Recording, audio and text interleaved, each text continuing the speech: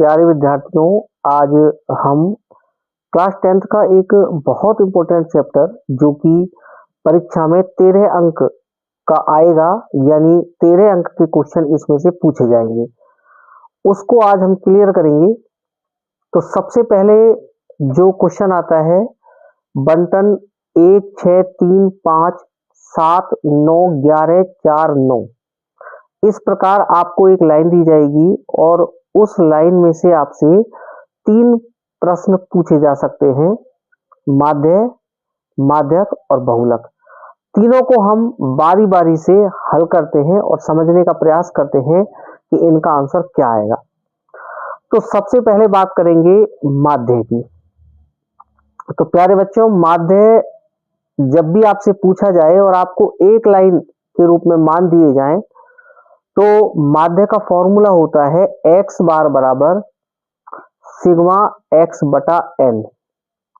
माध्य को औसत भी कहा जाता है, तो आप लिख सकते हैं औसत बराबर राशियों का योग बटे राशियों की संख्या। इसका मतलब ये हुआ कि आपको सिग्मा का अर्थ जोड़ना है, x का मतलब जितने भी मान आपको दिए जा रहे हैं। तो क्वेश्चन में जो जो संख्या आपके पास है, इन सभी के बीच में सबसे पहले प्लस का चिन्ह लगाइए और प्लस का चिन्ह लगाने के बाद जितने अंक हैं उतने से आप इसको भाग लगा दीजिए। 1, 2, 3, 4, 5, 6, 7, 8, 9, यानी यहां पर ये 9 अंक हैं। हमें इन संख्याओं को जोड़ के हमें 9 का ही भाग लगाना है। मान लीजिए यदि इन अंकों की संख्या 10 होती तो 10 का भाग लगाते, इन अंकों की संख्या 11 होती तो 11 का भाग लगाते। फिलहाल हम यहाँ देख रहे हैं कि इन अंकों की संख्या 9 है, तो यहाँ पर जो n है वो 9 होगा। n का मान हमने यहाँ पे 9 लिया। अब इन सबको जोड़ देते हैं और जब इन सबको जोड़ेंगे तो हमें जोड़ने पर प्राप्त होगा 55 और बटे में आ जाएगा 9। तो हमारा जो माध्य है वो हो जाएगा 55 बटा 9। तो ये हमारा सवाल हुआ माध्य का। ध्यान रहे, जब केवल आपको एक ही लाइन में मान दिए जाएं और आपसे माध्य पूछा जाए तो हमें इसको इस प्रकार से हल करना है। अब इसी क्वेश्चन में हम माध्यक निकालते हैं। सेकंड क्वेश्चन है हमारा माध्यक का। यदि हमें माध्यक ज्ञात करना है और हमें एक ही लाइन दी जाए तो सबसे पहला काम होगा, हम जितने भी हमें अंक दिए जा रहे हैं इन अंकों को हम आरोही क्रम में जमाएंगे। आरोही क्रम का अर्थ होता है संख्याओं का बढ़ता क्रम।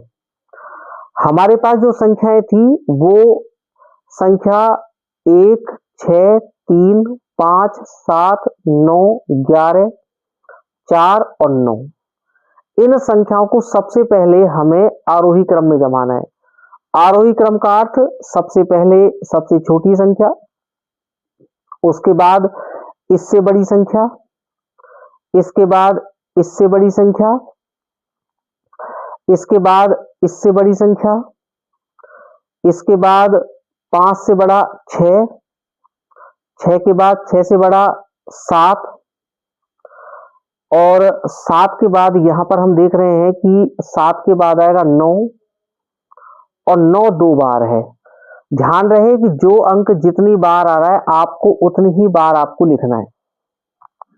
तो यहां पर हमने सभी अंकों को लिख दिया। एक बार देख लेते हैं, कोई अंक अगर हमारा रह गया हो 11, तो 9 के बाद हमें 11 को भी लिखना है।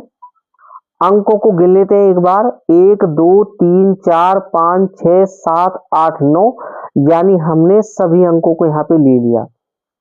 तो जब भी आपको माध्यक निकालना है और एक लाइन आपको सवाल के रूप में दी जाती है तो हमें इन सबको पहले आरोही क्रम में जमाना है। आरोही क्रम के बाद बिल्कुल सिंपल तरीका है कि आप एक एक अंक दोनों साइडों से छोड़ते जाइए।